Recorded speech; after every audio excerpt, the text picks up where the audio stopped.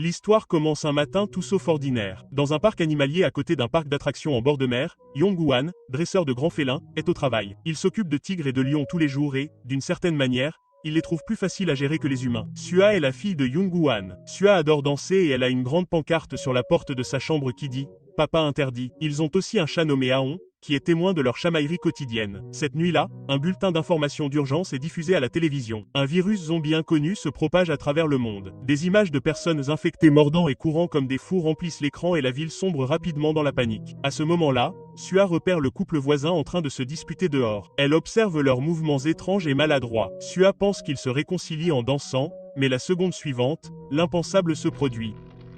Jun-Wan ramène rapidement Sua à l'intérieur pour qu'elle se cache, mais le voisin, devenu zombie, commence à frapper à leur porte vitrée. On aurait dit que le zombie allait briser la vitre avec sa tête. Jun-Wan dit à Sua d'attraper le chat et de se cacher dans sa chambre. Il resta pour essayer de raisonner le voisin. Bien sûr, le zombie ne comprenait pas un mot de ce qu'il disait. Il voulait juste mordre. Après s'être temporairement occupé du zombie, Sua consulta son groupe de discussion et vit que des tonnes de personnes étaient infectées. Elles se transformaient toutes en zombies. La première pensée de Jun-Wan fut d'aller au poste de police.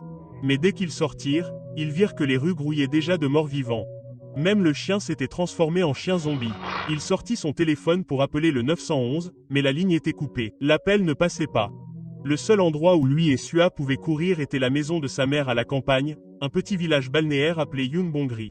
C'était loin de la ville et n'avait pas encore été touché par les zombies, mais comment allait-il pouvoir traverser la horde? Yong-Wan eut un éclair d'inspiration. Il se déguisait en zombie. Heureusement, le père et la fille étaient tous deux d'excellents danseurs. Leur performance était étonnamment convaincante, tandis que les zombies à proximité les regardaient avec confusion. Leur brillant travail d'acteur. Ils se frayèrent un chemin en toute sécurité à travers la foule. Le temps que les zombies à l'esprit lent comprennent, ils commencèrent tous à se ruer vers eux. Un zombie âgé s'attaqua même à Sua. Yong-Wan se précipita pour l'arrêter. Le zombie s'accrocha à son bras et le mordit violemment. Heureusement, le dentier du zombie ne lui transperça pas la peau. Jun-Wan cacha Sua dans un coin sûr. Il traversa seul la rue pour aller chercher la voiture. Le plan semblait fonctionner à merveille. Ils s'enfuirent rapidement et s'enfuirent de la zone. Mais tandis que Jun-Wan était soulagé, Sua se tut soudainement. Rempli d'effroi, Jun-Wan déchira la manche de Sua. Il vit que la peau de son bras était pâle et grise, et qu'elle portait plusieurs marques de morsures. Il s'est avéré que pendant que Sua se cachait dans un coin, un petit zombie lui avait tendu une embuscade. Le virus zombie s'est propagé rapidement. Juste sous ses yeux, Sua s'est lentement transformé en un zombie mangeur de chair. Yong-Wan était submergé par des sentiments compliqués. Il ne savait pas quoi faire. Alors que Sua se jetait sur lui,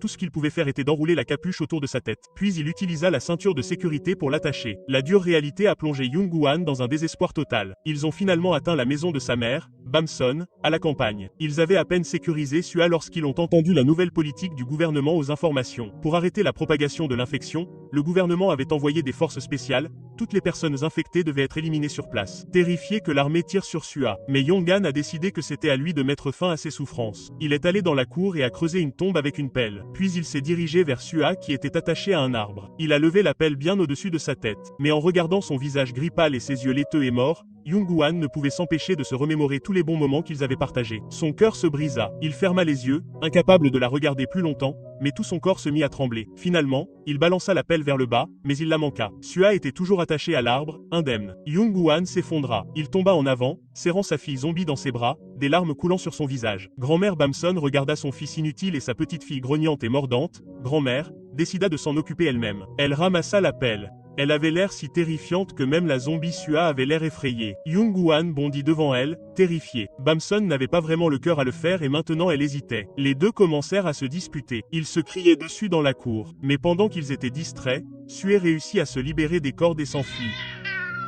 Ils cherchèrent frénétiquement les routes. La route se terminait à l'embarcadère de la ville, mais il n'y avait toujours aucun signe de Sua. Puis Yong-Wan se souvint soudain d'un endroit. C'était un vieux hangar de pêche que sa mère, Bansun, avait construit au bord de l'eau. Il ouvrit la porte en métal et, bien sûr, Sua était à l'intérieur. Elle se tenait dans un coin en train de jouer avec un vieux filet de pêche. Mais Bamson vit cela et n'arrivait toujours pas à y croire. Après tout, les nouvelles disaient que les zombies n'étaient que des morts. Comment les morts pouvaient-ils encore avoir des souvenirs? Yong-Wan ne voulait pas abandonner. Il voulait faire un dernier test. Il sortit son téléphone et mit une chanson qu'ils connaissaient tous les deux bien. Lorsque la musique démarra, Zombie Sua se mit à danser. Ses mouvements étaient toujours raides, mais ses petites réactions convainquirent Yong-Wan que les souvenirs de sa fille étaient toujours cachés quelque part à l'intérieur de cette carapace de zombie. Il pensa, je peux dresser des tigres. Pourquoi ne puis-je pas dresser ma fille zombie? Il décida donc de garder sa fille zombie. Ce soir-là, Yun-Hwan se renseigna sur l'infection. Il découvrit que le virus s'appelait le virus GR. La théorie était que si une personne infectée pouvait retrouver la mémoire, le virus s'affaiblissait. Le rôle de cet homme était de faire ressurgir davantage de souvenirs du passé de Sua. Mais avant même que son plan ne puisse commencer,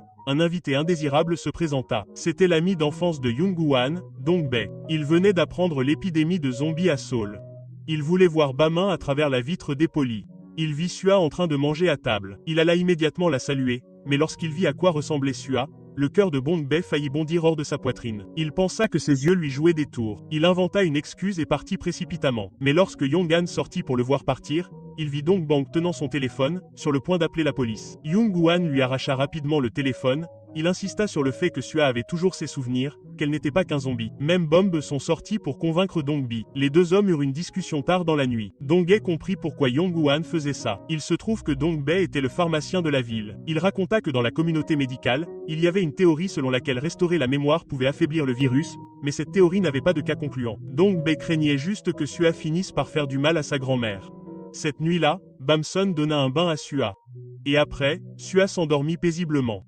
Mais Young-Hwan était si inquiet qu'il resta éveillé toute la nuit. Le lendemain, Dong-Bae vint voir Young-Hwan. Il accepta de garder le secret, mais ce n'était pas parce qu'il était ému par le dévouement de Young-Hwan. C'était parce que les chercheurs travaillaient sur un remède. Ils pourraient obtenir une autorisation d'urgence très bientôt jusqu'à ce que le remède soit prêt. Dong-Bae proposa même d'aider Young-Hwan à entraîner Sua. Ils choisirent une île déserte comme terrain d'entraînement. Personne ne vivait sur l'île. C'était l'endroit idéal pour sa rééducation. Comme il était un expert dans le dressage des tigres, il était sûr de pouvoir entraîner sa fille. La première chose qu'il apprit à Zombie Sua fut de ne pas mordre. L'entraînement fut rude au début. Les zombies ne comprennent pas le langage humain. Heureusement, elle était très réactive à son sifflet. Chaque fois que Young-Hwan sifflait, Sua arrêtait son attaque, mais le véritable moyen de dissuasion était le gratte-dos de Bamson. En plus de l'entraînement anti-morsure, ils ont également fait de l'entraînement social et de l'exercice physique. Young-Hwan a pris des photos des progrès de Sua. Il les a collées dans un carnet pour suivre son rétablissement. Cependant, le gouvernement avait une politique de tolérance zéro envers les zombies. Ils n'ont pas seulement envoyé l'armée pour les éliminer. Ils ont également créé une hotline pour signaler les cas infectés. Si votre tuyau était légitime,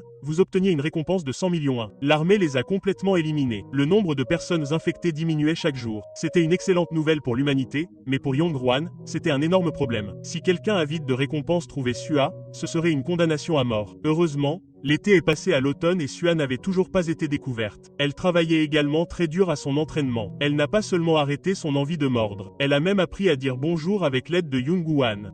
Elle a réappris à parler, comme un bébé.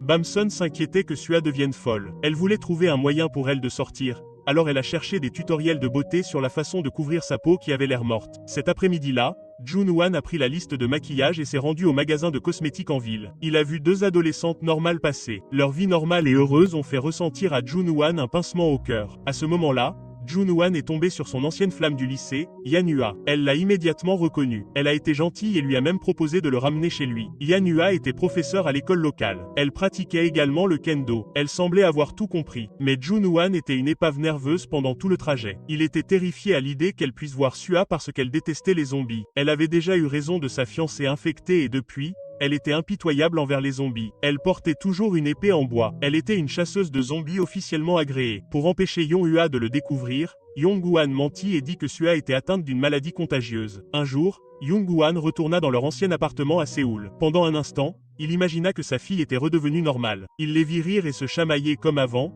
puis en un éclair, elle disparut. Young-Hwan s'effondra complètement, serrant les vêtements de Sua dans ses bras et sanglotant. Il vit une photo de Sua au parc d'attractions. Il se rappela à quel point elle aimait cet endroit. Il y retourna immédiatement et demanda de l'aide à Dong-Bae. Il voulait emmener Sua au parc d'attractions, mais lorsqu'il allèrent chercher Sua, ils découvrirent que Yong-Hua s'était déjà présenté à la maison à l'improviste. Young-Hwan tira rapidement Bamson dehors pour lui demander ce qui se passait. Il fut soulagé d'apprendre que Sua dormait. Mais à ce moment-là, Sua sortit soudainement de sa chambre. Young-Hwan la repoussa immédiatement à l'intérieur. Il souffla un coup de sifflet aigu. Sua se tut instantanément.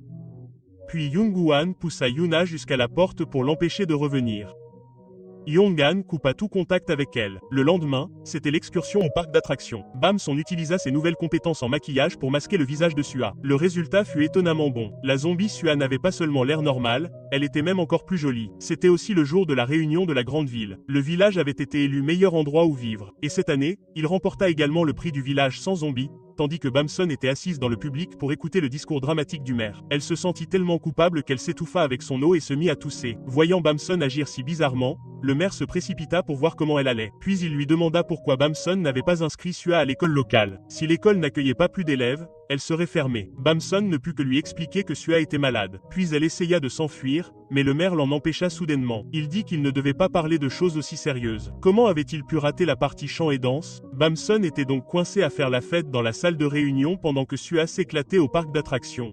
Malheureusement, même après tous les manèges, Sua semblait toujours aussi imperturbable. Juste à ce moment-là, Donghae reçut un texto concernant le remède. Lui et Young-Won commencèrent immédiatement à faire la fête. Ils étaient si heureux qu'ils en perdirent la trace. Mais lorsqu'ils regardèrent, Sua avait disparu. Encore plus effrayant, Yonha avait remarqué que Bamin agissait étrangement pendant la réunion. Elle attrapa son épée en bois et se rendit directement à l'intérieur de la maison. Elle trouva les photos de l'entraînement de zombies de Sua. Pendant ce temps, Young-Won cherchait frénétiquement Sua. Il la trouva finalement en train de traverser la foule, tenant de la nourriture. Le vendeur de nourriture la poursuivait et exigeait de Young-Won qu'il la paye. Et à ce moment-là, Sua, qui ne pouvait même pas dire « papa », prononça ses premiers mots depuis qu'elle était devenue un zombie. Elle dit « Je veux du jus ». Jun-Wan essaya immédiatement de partager la bonne nouvelle avec le vendeur. Le vendeur était complètement confus car le jus était servi avec le repas. C'était un mélange standard, mais Jun-Wan attrapa Sua et la serra fort dans ses bras. Il cria qu'il voulait acheter tout le jus que le vendeur avait, mais il ne savait pas que chez lui, Yonhua avait compris que Sua était un zombie.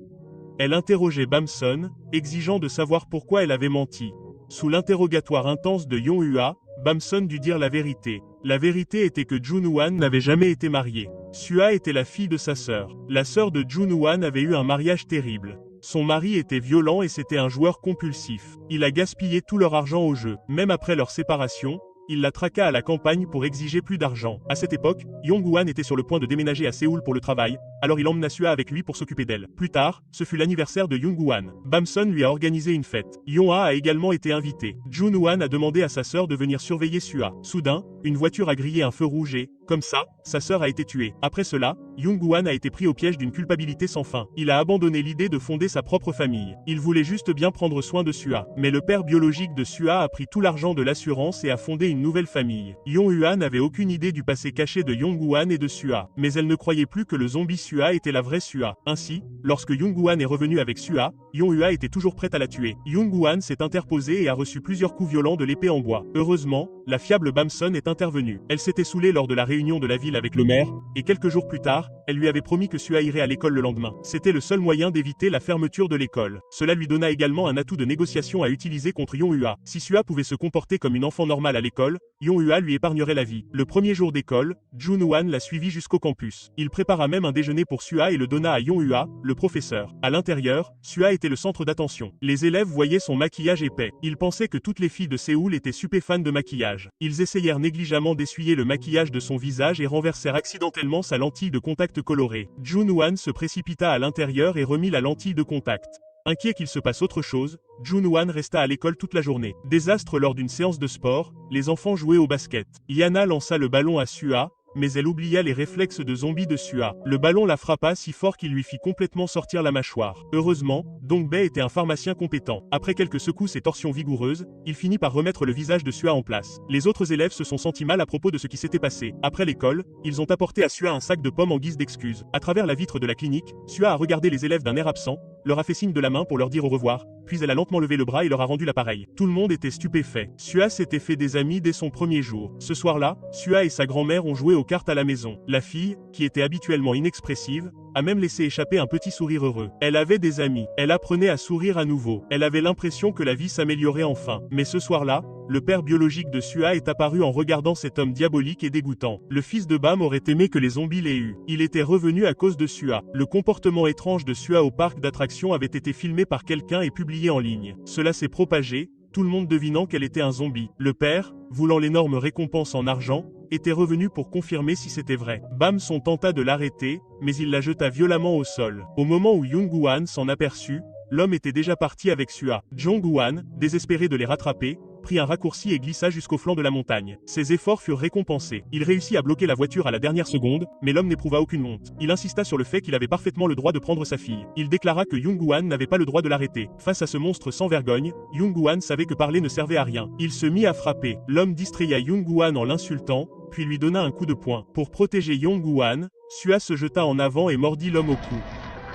Young Woo-han retira immédiatement Sua. Il cria qu'elle n'était pas censée mordre, mais alors qu'il la grondait, l'homme qui l'avait mordu commença à se retourner. Jun Woo-han poussa Sua derrière lui. Il attrapa une massue à proximité et la balança violemment vers le zombie qui se jetait. Après s'être occupé du zombie, Young Woo-han renvoya immédiatement Sua à Bas-Main. Puis il trouva Dong Bae. Il lui dit que l'armée finirait par les retrouver, lui et Sua, et qu'une fois qu'il le ferait, tous ceux qu'il connaissait feraient l'objet d'une enquête. Il décida donc de s'enfuir avec Sua tout de suite. Bas-Main comprit. Cette nuit-là, elle fit ses valises. Elle partait avec Jun Woo-han et Sua. Même le chat voulait l'accompagner. Le lendemain, Jun Woo-han demanda à Bamu de remettre une lettre à Yong-hwa, mais la lettre n'était qu'une diversion. Pendant que Bamson rencontrait Yong-ha, Young Woo-han avait déjà emmené Sua et quitté le village. Il se dirigeait vers cette île déserte au milieu de la mer, mais l'armée avançait plus vite qu'il ne l'avait prévu. Il ne resta pas longtemps avant que les soldats encerclent la maison de Bamson. Quand Bamson revint, sa maison avait été complètement saccagée. À ce moment-là, Young Woo-han était toujours au hangar de pêche en train de préparer son bateau. Il ne s'attendait pas à ça. Alors qu'il était prêt,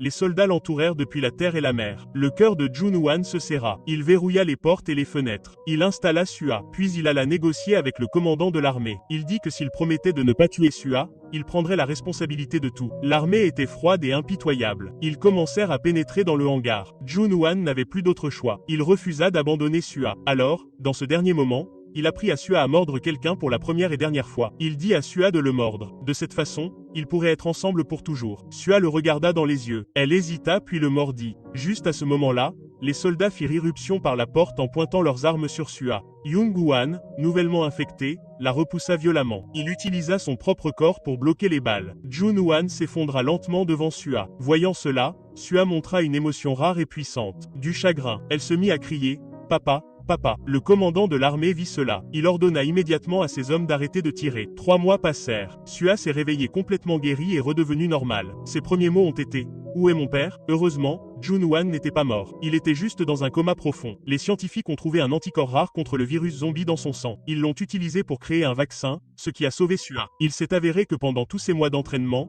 Sua l'avait mordu à de nombreuses reprises. Ce sont ces petites morsures qui avaient secrètement renforcé son immunité. Bamson a donné à Sua le carnet à l'intérieur. Elle a vu les notes manuscrites de son père. Il a écrit sur son entraînement, sur le fait qu'elle avait appris à cligner des yeux à nouveau et sur le fait qu'elle avait appris à ne pas mordre. Les larmes de Sua n'arrêtaient pas de couler. Son père avait accepté le pire des scénarios. Il a écrit « Que Sua puisse être guérie ou non, elle sera toujours ma fille. » Finalement, Sua est montée sur scène pour un concours de danse. Elle a fait une performance incroyable et a gagné. Bas-Main a pris soin de diffuser une vidéo de la danse à Young Woo-han. Toujours dans le coma, tandis que la musique enflait, un de ses doigts tremblait très légèrement.